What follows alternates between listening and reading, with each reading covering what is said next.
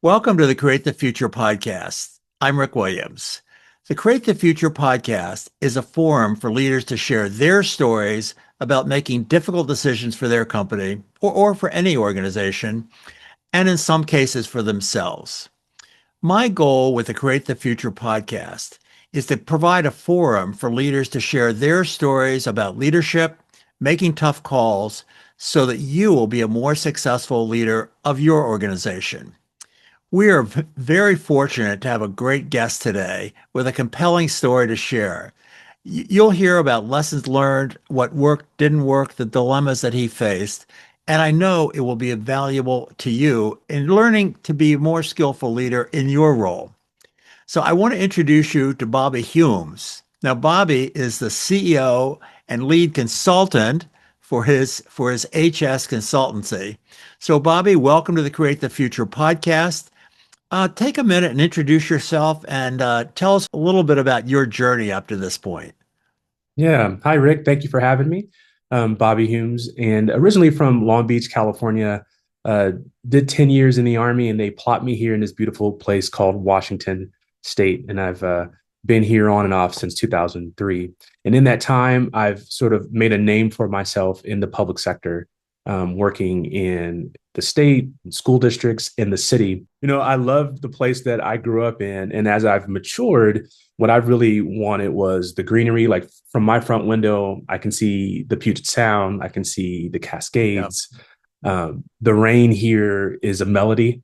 I love a good candle and I love jazz. And so, like, all of those things kind of get nestled right here in Washington State. And you know what? I've been all over the world, Rick. Some of the best summers in the world are right here in the Seattle region. So if you haven't been out, for all your viewers and listeners, if you haven't been out to Seattle, you deserve to come on out and check us out. It's a great place to All right. live. Well, I'm sorry for interrupting you on this, No, but please, it's fine. might as well Yeah. pick up and learn about you quickly right here. But anyway, It's great. so go ahead. Sorry for interrupting.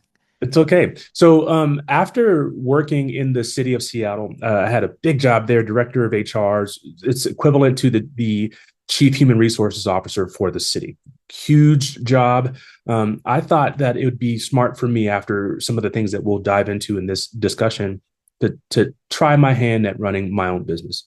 And that's what I do now. I help leaders, teams, and organizations identify their challenges and use a myriad of tools and methods to help them become who they say they want to be, through their vision, mission, values, and all those things that get in between. Well, I think that's great. I also just want to set a little context for this. So ordinarily, you think about, leaders making big decisions for their company, and you think about bigger organizations. And my book, Create the Future, is I don't mean it's exclusively, but it's written for leaders of organizations where I say, involve your leadership team and don't be closed to other ideas, that sort of thing.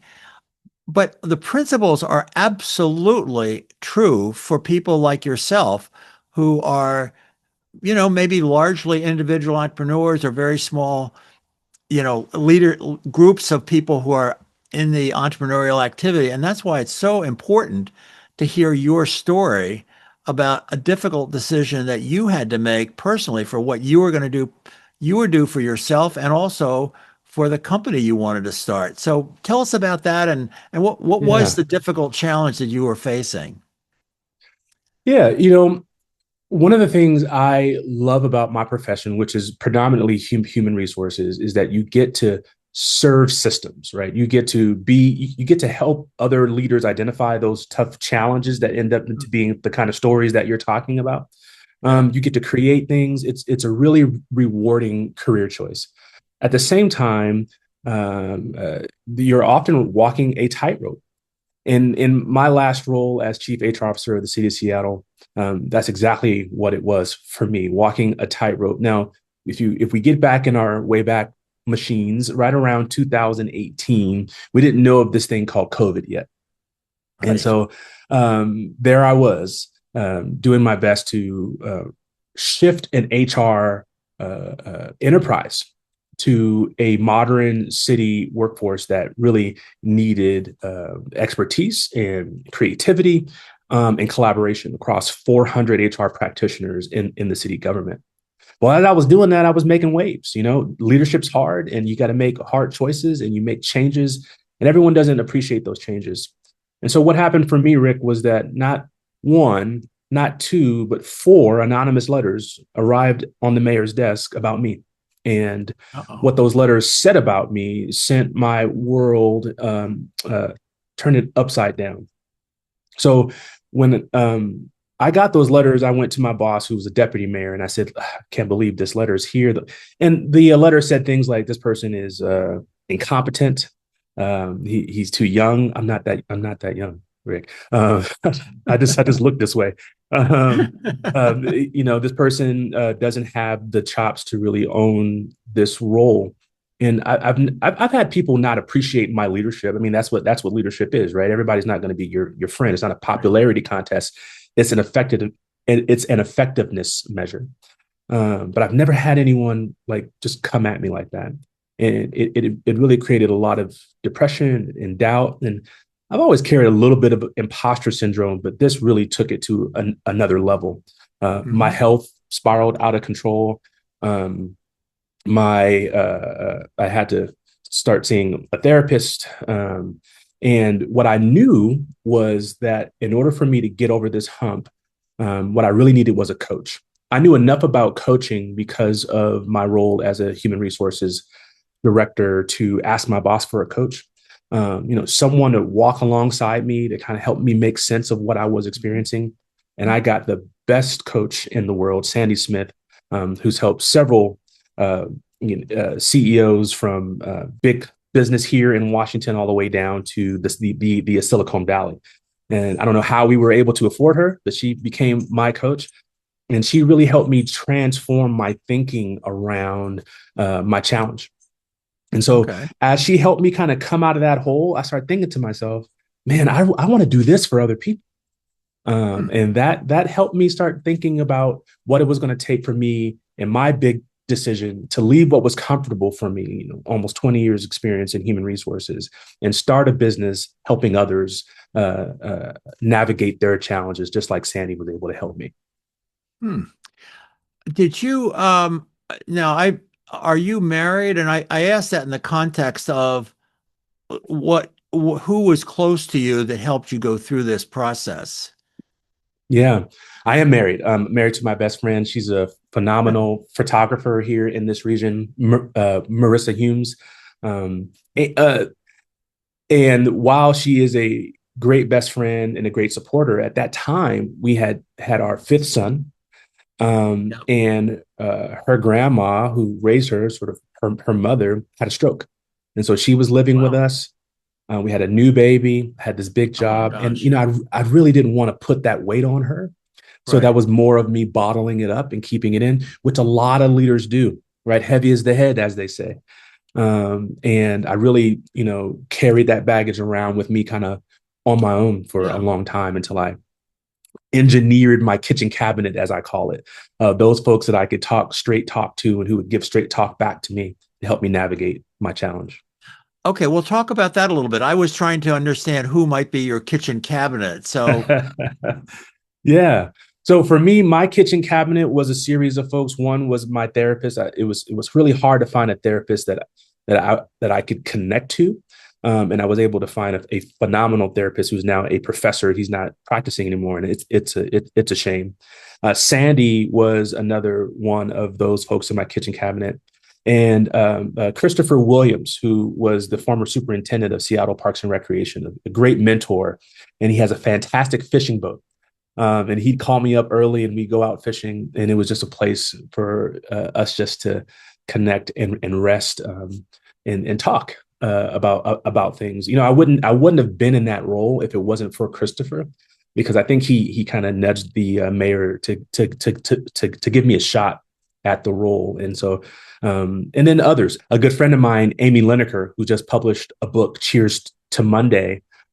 She was a fantastic person that I could just nudge a little bit and kind of check in. And so having that array of people to kind of really see me, and not let me rest Mhm. in the challenge was very helpful. And they gave me tools and ways of looking at my problem, and kept me accountable to what I said I wanted to achieve during that season.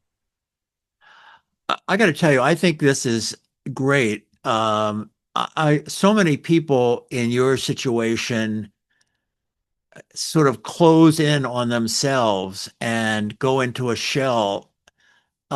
You're taking an enormous risk. I mean, you took an Mm, enormous risk saying, I might not understand really what is going on here and what I should be doing for myself and how I should think about my options. You took an enormous risk in going out to other people who I asked about your wife because you are central in her life, but these other people mm, are not necessarily central in your life, and you're asking them, hey, here's what I'm trying to do. Can I talk to you about it and share with you the issues for me and hear your own experience in dealing with these? That is what you're doing, and that is courageous on your part, thank you. and something that most people in your position aren't willing to do. They're afraid to do it. I mean, I want to stop talking and let you start talking, but they're dealing with shame and Yeah, fear and uncertainty, and I I should be withdrawing. So I don't know, in yeah. a way, kind of tell us about who you were that you were open to doing this. Yeah, fundamentally, I am a fourth generation military veteran. We now have five. My 20-year-old is in the Army now. And, one of the things that we talk about a lot in our home is the idea of fear, and Hmm. really looking at fear as an idea, as this emotion that all along with all the other emotions from, sadness to happiness. And so um, I've done enough work and I've been in enough situations where I've experienced what fear felt like to really say, I know what this is. And usually I have this device or this, process to getting over it. But a long walk wouldn't shake this. A weekend on a cabin on the ocean wouldn't shake this. And that made me say, okay, I need some other people to kind of walk this with me. I think that we have these indicators in life that those are pivotal option points, right? When I met my wife, the emotional indicator was, bliss. Like, wow, there's something special about her. I should do something, right? So I don't lose this moment.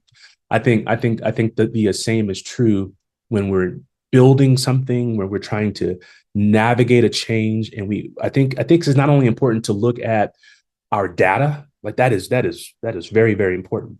But I think there's some data that is inside of us that we can take and pause and say, okay, what's happening for me there?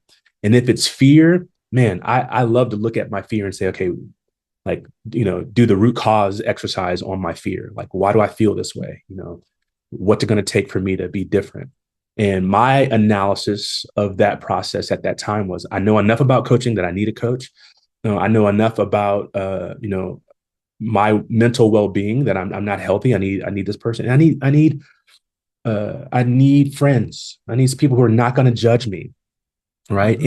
And who know me beyond my moment of fear to kind Hmm. of walk with me. And I think that if more leaders did that, we would have a consistency in the practice of leadership that would make it okay for others to do the same.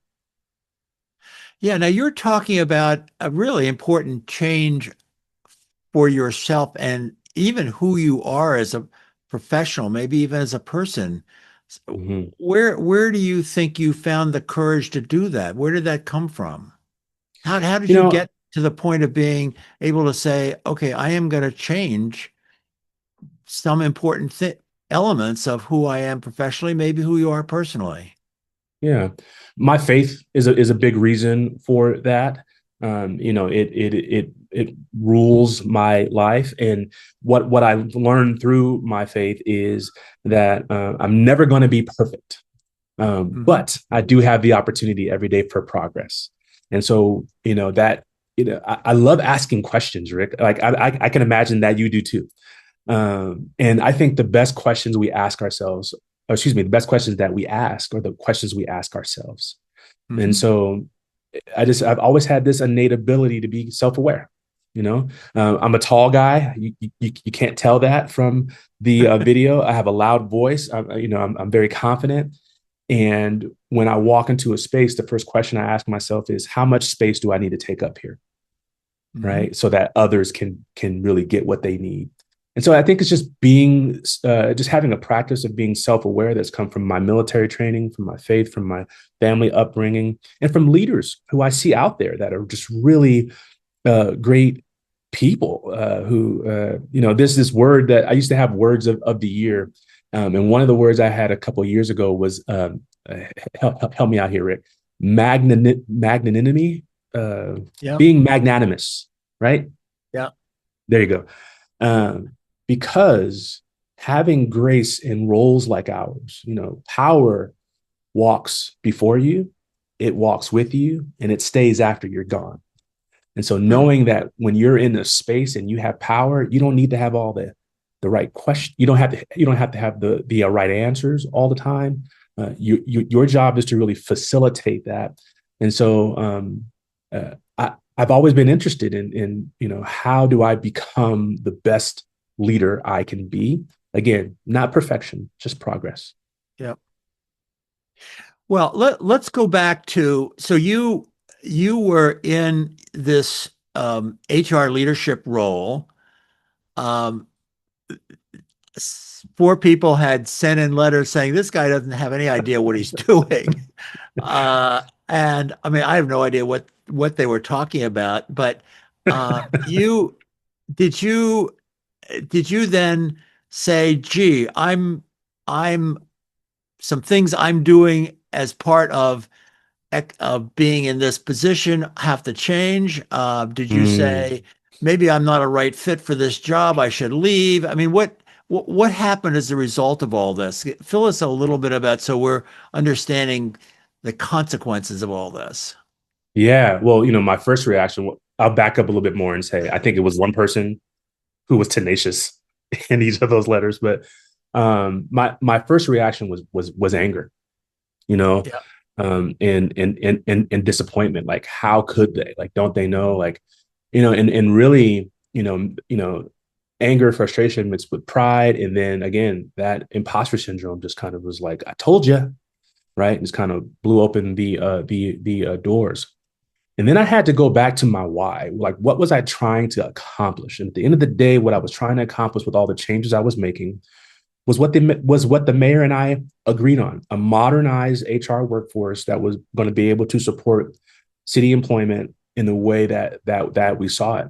And that meant that we couldn't do business as usual. That meant that our structures had to change, and that meant that I had to insert myself in business that person in my role previously didn't insert themselves in. And that meant, you know, from the large thing to what type of human resource information system are we going to use to, how are meetings run? Like, I'm not coming to a meeting that doesn't have an agenda, because my time's important and your time's important. So we're going to have a new process. Like, so those kinds of things, I think, grated against some people.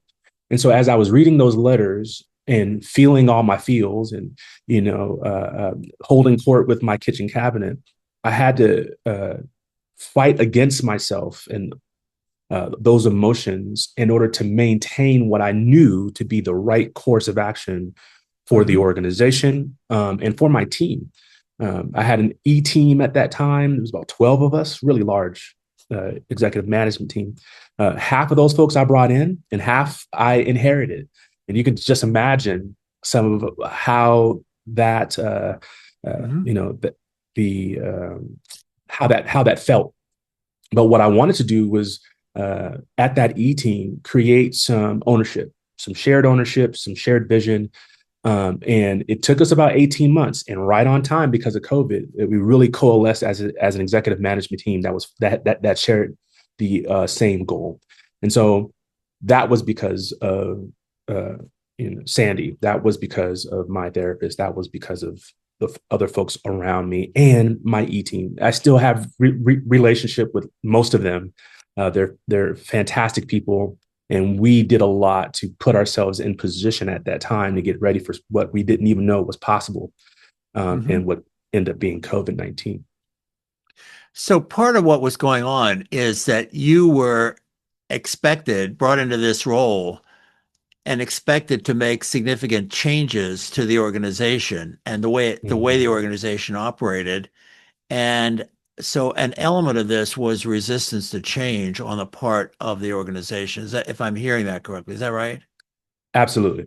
Yeah. And which we should expect as leaders, right? You're going to have that level of resistance. But the covert resistance, I wasn't ready for. Yeah.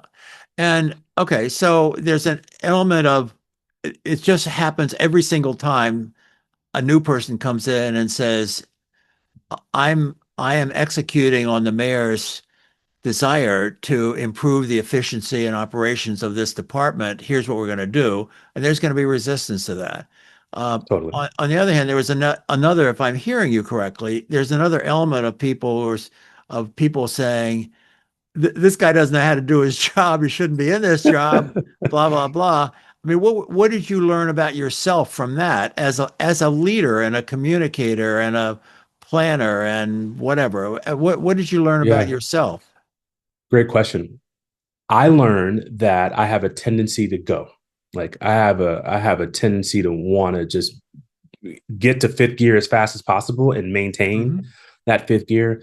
And often what that does, or where that comes from, is the inability at sometimes to really catch the pace in the moment of where the team is. Hmm. And I can think that the ideas that I put forth, the plan that I put forth is sound. So let's go, let's get on it. Um, and that's not how people work. What Yeah. I've learned since then is to ask more questions, right? Even when Hmm. I'm supporting now in my coaching business, when I'm helping leaders who are brand new, I love working with emerging leaders who are just taking their first executive role, just taking their first CEO or ED role. And our 90-day plans usually have 30 days of just asking questions. Hmm. How many questions can we ask in order to get a really good glimpse of what's happening, who the players are, what's most important to the people? Because there's a meta conversation happening when we're doing change management, as you know. There's the thing Yeah. that we're saying we want to get done, and there's a thing people believe is most important, regardless of what we're saying. And so I want to help my team and other teams understand, what is that conversation? What are we actually negotiating? And so that Hmm. we can get clear with sometimes letting some things go, holding some things lightly, and taking some things up so we can keep moving forward. And so I've learned that my change management, I need to go slower to go faster. And Hmm. if I'm out on a walk and there's nobody with me, I'm not leading anything, I'm just out on a walk, right?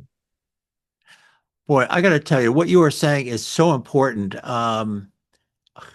I, I, I'm not talking about it here, but when I talk about the principles for making important decisions in my book, Create the Future, what you're saying is absolutely central to that, that you have Mm, to uh, open yourself to hearing other points of view, but you also have to bring your leadership team along with you, help them be mm, part of the process of creating the vision that you then in the end are the one who is the must articulate the vision in a way that's meaningful to your team, your employees, your customers, your investors. And the way to do that is exactly what you just said. Slow mm, down, bring them into the process of defining the future that you want for the organization. Um, mm-hmm, I mean, I think it's extremely valuable for people to hear someone in your position um, who's done it and articulating the value of that for you and for the organization. It wasn't just for you, but mm-hmm. all that you were trying to accomplish through the HR department is going to be more successful by slowing down, taking the time to go faster. I think I'm quoting what you Yeah, said, but yeah, yeah, yeah. that is exactly. exactly the approach that in the long term will be successful. I totally agree. I think often leaders want to go fast. I wanted to go fast. I'll talk about me. I wanted to go fast because I thought I need to make a mark. I Yeah. need to make a demonstrable, uh, uh, you know, uh, shift so that people know I'm serious about the thing. Mhm. But what I've learned in the mantra that I use all the time now is that self preservation isn't the primary value. So Mhm. if I ever put myself in front of the thing, we've lost. And so, to your point, slowing down so that we can speed up, that's what we want. And it's like eating a great steak, right? You don't just take that thing in one bite. You want to enjoy it, right? And I think leadership done well is just an immense gift. Yep. Yeah, So, okay, I've been distracting you because you have such an interesting story to tell. You haven't even left your office. You're still sitting. You're still sitting as the HR director for the yeah. city. I mean, what happened then? You Well, had to a make a part decision. Am I going to stay here and keep doing this and be better at doing it, or am I going to do that's something right. else or whatever? I mean, tell us that what happened then. That's right. My work with Sandy Smith was just so transformative for me. So I asked her in one session, I was like, how did you learn to do this? And she said, well, I was a part of a coaching school and now I teach at that school and it's the Hudson Institute of Coaching. And I said, I want to go to that school. She said, well, it's tough. It's rigorous. It's 8 months. And it's like, I said, well, I did grad school in 1 year. I can get this done. She's like, this is a lot. And this is different than anything you've ever done. I said, well, sign me up. Like you're not pushing me away, Sandy. You're selling me. So let's get this done. So I did the 8 months, and during the 8 months, you have to, in order to graduate, you have to get so many hours of coaching time. Well, along the course of doing the job and having the baby and having all the family dynamics that we had at that time and COVID, I was able to get it done. And not only Wow. that, Hmm. and It's doing hard to believe. the right, it was amazing doing the sessions with the clients that I gave a lot of free hours to finish this certification. I just fell in love with it, Rick. I just fell in love with the idea that the questions I ask someone can help them unlock opportunities and options for them that they can make decisions and test out in their world and bring back to our sessions and let us scrutinize the data that they were learning about their challenge or their opportunity. And hearing people just talk about uh, what I feel is still, 5 years later, what I feel is sometimes minor interventions that help people make huge shifts in their practice, in their careers. It was just such a fulfilling gift, and it really took me back to when I got out of the Army and I started my career in HR. When I found HR, I was like, you mean I can go out and tell people about jobs and they can get those jobs and I get paid to do that? Like, what I want to do that, right? And so Okay. it was that same rewarding element. And I thought to myself, well, I don't want to do anything else for the rest of my life. I want to walk with leaders. I want to walk with teams. I want to help uh, folks do what Sandy did for me, Hmm. um, until I'm called home. So that's what I thought I was going to be doing. And fast forward, what I learned is that coaching is often a bridge into the other systems of an organization. That leader, that team, they are dealing with the widgets and processes and challenges of an organization. And my organizational design expertise and my HR expertise was still very valuable for my clients. And so I went from a coaching business to now a consulting business where we Hmm. focus on executive coaching for leaders and teams. We create curriculum around organizational communication, things like that, change management. And I'm a keynote speaker. So that's kind of what we shifted into, just saying yes to what was in me, what created a new passion in me through coaching. And it's been fantastic. Yeah. Well, that's great. So you made a decision, since we're talking about Yeah. decision making, you made a decision to leave your role as HR director for the city and Hmm. launch this new consultancy. Yeah. Was that moment of saying, okay, I am resigning and I'm now going to step into this new path in life where you might fail at it. I mean, how Hmm. did you make that decision, that final decision?